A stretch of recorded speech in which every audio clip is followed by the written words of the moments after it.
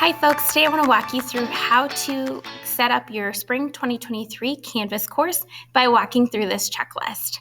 All right, so first I am going to go to my dashboard here and I'm going to find my spring course. I'm going to know it's my spring course by looking at the course number and making sure that it ends in an even number. Once I'm there, I'm going to import existing content and I'm going to select my previous course. Now, this might be from spring of 2022, or if you teach a semester-long course, it could be from this fall. Then I'm going to hit select, and I'm going to select specific content. I'm also going to adjust events and due dates and remove the dates. Now I'm going to press import. For me here, I'm going to select assignments, question banks, discussion topics, pages. Now, with pages here, I don't want any of my home pages from last semester, so I'm actually going to pull over just my readings. And so here I can see that I have readings with that little icon that I've used to help myself organize. So I'm going to select just a few of my assignments here. What's wonderful is you can choose to pull over and customize what you pull over based on your needs, and you can do this at any time.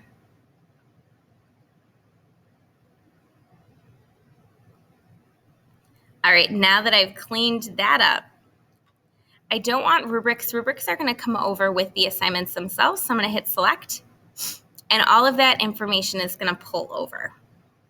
Then I'm going to go back to import from Commons, and now I'm going to pull over my Spring 2023 template. So I'm going to type in D155, Spring 2023. You may choose just to pull over a homepage. You may choose to pull over a template with dates or without dates. It all depends on your preference. Now for me, I'm going to pull over the Spring template with dates. I'm going to press import into this course, which again, I'm going to check to make sure that it is an even number. And then I'm going to give that time to set up. Now, the wonderful thing about importing a template is that all of those settings, as soon as it loads, will appear on the right-hand side. So simplifying your navigation is something you don't have to do because that will automatically fix itself. The next step is to set up Zoom Classroom. Once in Zoom Classroom, you're going to schedule a new meeting. You are going to select recurring meeting, and then you're going to go to the drop-down and say no fixed time. Scroll on down to the bottom and press save. Now, after you've done that, you're going to log into Skyward and click on each section. The reason why you want to log into Skyward is you want to make sure that your gradebooks are detectable and that the communication between Canvas and Skyward syncs properly. We know we've had a lot of problems when people don't open up their Skyward. So take a few minutes, log into Skyward, check out your students, check out the seating arrangement, click around for a few minutes, and then you'll be good to move on to step number 6, which is looking at the assignment group weights. So you can see my template has pulled over.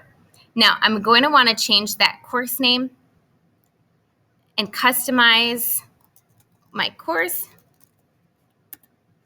I probably will put in a banner and customize it even further, but that's good for now. Then I'm going to go over to assignments and check out those assignment group weights. Okay, remember Canvas creates that automatic just blank generic assignment category. I'm going to delete that. I can see that I have a lot of formative assignments. I have a lot of summative assignments too. Something that I'm going to eventually want to do is I'm going to unpublish all of these, but I will do that at a later time here. But now I want to click on these 3 dots and I want to go into edit assignment group weights. I'm going to check this little box and I see that formative is 10%, summative is 90%. That looks good. I'm going to press save. And now I can see that my grade weights match and they will sync with Skyward and be all set there. Once I've done that, I'm going to actually go over to my gradebook here. And in my gradebook, I'm going to want to customize a few things.